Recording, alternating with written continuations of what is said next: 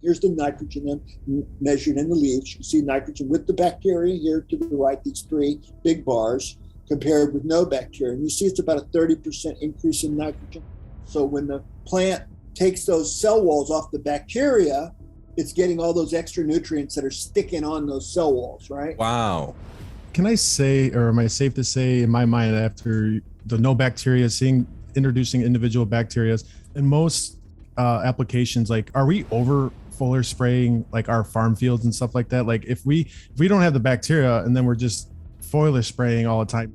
I will say that just because people are familiar with this, what you see in plants is very much what you see in humans when you kill these microbes.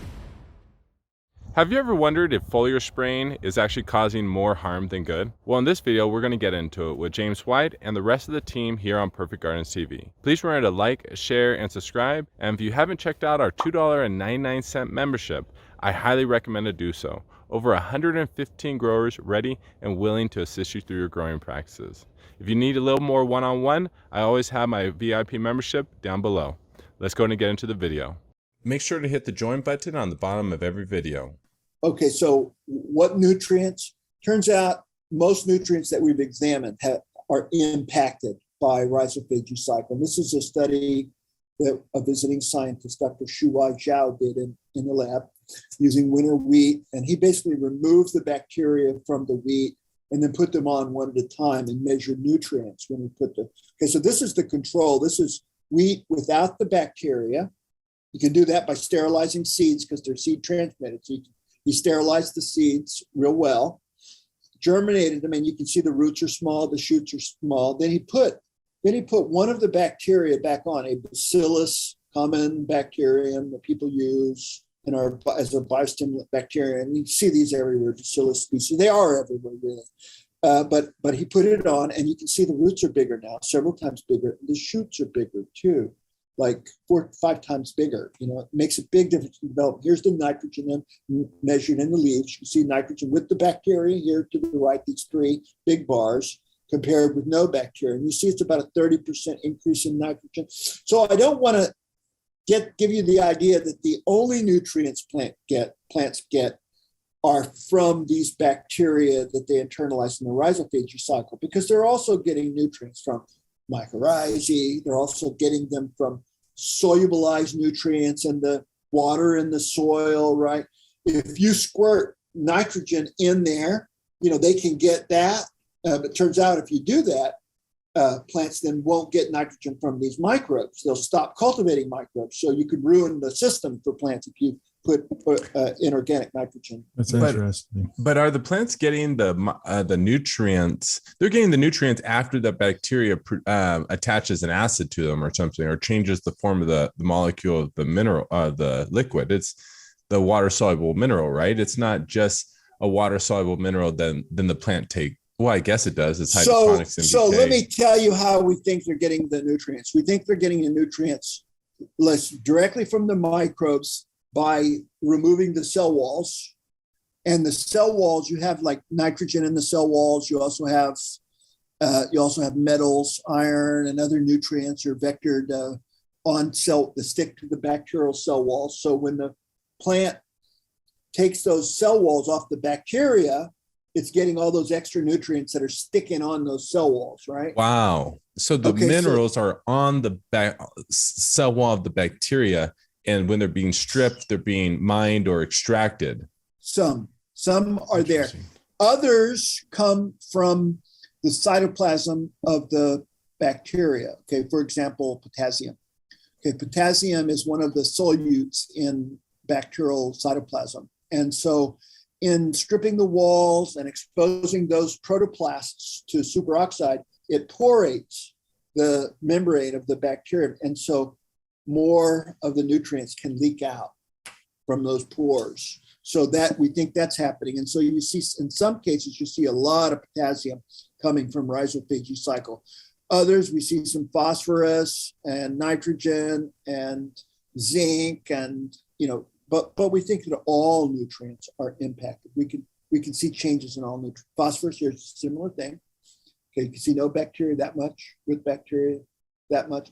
And of course, there's other ways that plants get phosphorus. I mean, some of these microbes are phosphorus solubilizing microbes. So they will go out, solubilize phosphorus, it'll go into the water, and then the plants can just absorb that, right? So plants are doing everything to get nutrients. This is one of the things that they're doing. Potassium, here's what I said, potassium is potentially important. Here's one of the bacteria, this L1, Bacillus species 1, and you can see this big bar for all that potassium it gets from that particular bacterium compared to these other Bacillus species, which get less potassium. Any nutrient we look at, we can find some differences. We can't exactly say precisely how for any given nutrient the plant's getting it using microbes, but it's connected with the presence of the microbes. So can I say, or am I safe to say in my mind, after the no bacteria, introducing individual bacteria, and most applications, like, are we over foliar spraying like our farm fields and stuff like that? Like if we don't have the bacteria and then we're just foliar spraying all the time, nitrogen and stuff like that, then we're not fixing, like you show, no bacteria still has an intake, but then when we introduce these at different levels, we increase the solid or the availability. But well, that availability might become less and less throughout the years if we keep doing foliar sprays, in a sense. Like that's kind of how my mind's thinking, like where we're not conditioning and fixing the soil, we're just fixing the in moment problem. We are, I mean, it's a good point, Dave. We are negating these systems in plants completely. When we put nitrogen, for example, we turn off plant exudation, and they'll no longer attract bacteria to the roots and internalize bacteria. In a sense, you then make plants dependent on the nitrogen because they no longer can get bacteria into the roots. And any bacteria that are in the soil, if you put nitrogen on the soil, it will stop nitrogen fixation because the bacteria will just get that nitrogen too, right? So, and these microbes, I'm about to tell you about these microbes that go into leaves, and putting them on the foliar applications now that you're talking about, negate or paralyze these systems in leaves as well. So application of any type of inorganic nitrogen to plants, and and I know what all those forms can be, but mostly we're talking about ammonia, we're talking about nitrate, for example. Putting those on leaves or on plants will make them more dependent on application of that form of nitrogen. And that has side effects too, because what happens when these plants are getting nutrients from microbes, because they're using oxidative interactions with the microbes, oxidizing them with superoxide, then plants become oxidatively resistant. They get antioxidants and phenolics and chemicals that make them tough, hardy, right? So they're oxidatively stress tolerant, they're resistant to climate change, they're resistant to heat, excess heat or cold or whatever, they're more resistant. And if that's so long as they have their microbes that they're interacting with. But if you negate that, give them just ammonia or nitrate fertilizer, then they don't use that oxidative interaction. They just suck that up out of the environment, and then they become weaker. They're not as hardy. They also, by the way, won't produce as many secondary metabolites. For example, if you're trying to grow cannabis and you want to maximize your cannabinoids, you don't put inorganic fertilizer, you don't put nitrates on them. You instead cultivate them let their microbes internally function and make the nitrogen for them, and then you'll have more cannabinoids in those plants. Okay, so it affects the hardiness of the plant. Okay, if they're not oxidatively resistant with their microbes, then they also will be more susceptible to disease. And then you have to, because you're using this inorganic fertilizer, you're going to have more disease, and then you got to put more chemicals on. You got to put your fungicides there to control them, right? So it's a slippery slope down. Yeah. Down. I mean, that's where our modern agriculture has gotten us. I mean, I'm a scientist like everyone else. I mean, we're pushing plants to feed the masses, right? I mean, we don't know if we can stop pushing plants with fertilizer. We may be totally addicted to it so much that we can't stop. I mean, I don't know what it's going to be like, but people certainly with regenerative agriculture, they are saying, no, we can grow crops, get good yields, without using these chemical fertilizers. So, well, we were talking about this a little bit earlier in the very beginning of this conversation was in the 70s, my parents, when they came into Monterey County, they the same owners of this land couldn't get, for the last 50, 70 years prior to this, they couldn't get past 1,400 pounds an hour of harvesting, packaging, and distributing lettuce. And why? What are some of those problems? Harvesting it, going to mold, I can't sell it to the end consumer. But we're talking about that, right? It's like, what are all these problems of harvesting, packaging, getting it to the end consumer? And there's certain areas in the world that there's 3 Mediterranean climates that produce roughly 6 to 7% of the food for each location.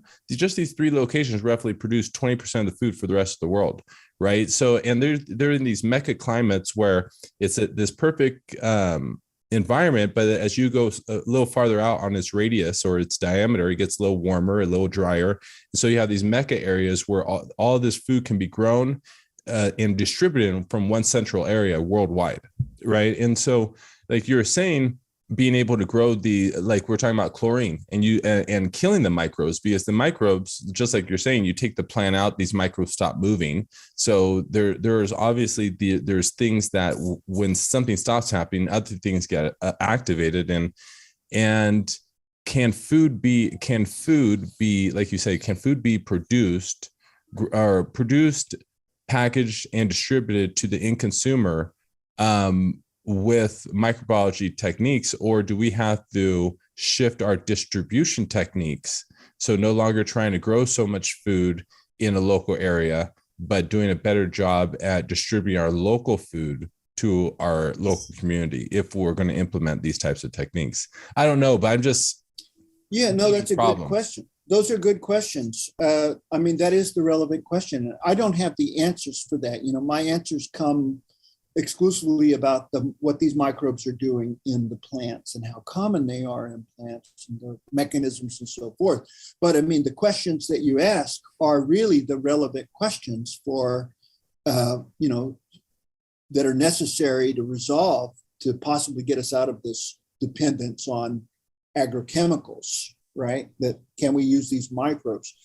I will say that just because people are familiar with this, what you see in plants is very much what you see in humans when you kill these microbes.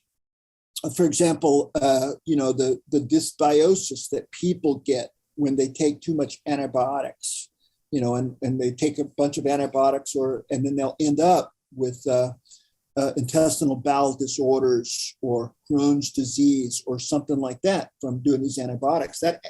That dysbiosis happens because what happens is the antibiotic kill out. I mean, everybody knows this already. Kill out the good bacteria in our guts, right, and leave only the bad ones, the Clostridium difficile, the endospore formers that are more resistant to the antibiotic because they form endospores and nothing can kill them when they do that, right? And then the good ones are all gone, the bad ones are there, and then we're sick, right? Well, the same thing happens with plants. Okay, one of the worst things you can do to a plant would be to treat the leaves in such a way that you kill all the microbes in association with those leaves or in whatever crop it is, because then you get rid of all the beneficial microbes that are on it, and you leave only, other fungi, other organisms that can come in. And one of them is, for example, Fusarium, a fungal pathogen that'll come in and then cause rot in your plant. So you develop a dysbiosis by trying to sterilize them, which has to do with your example. Or just like what you and Dave were talking about, making the foliars too strong, it will make the microbes dormant. So in a sense, maybe not killing them, but make them dormant and not having those same benefits. Yeah, that's right. That's right. Here's the Fit for 25B list. Essentially what this is list of active ingredients may be used in non-food use products under Section 4.8. It's basically the gobbledygook from the government. These lists, like see all these oils, these are considered environmentally safe. Doesn't mean they're human safe.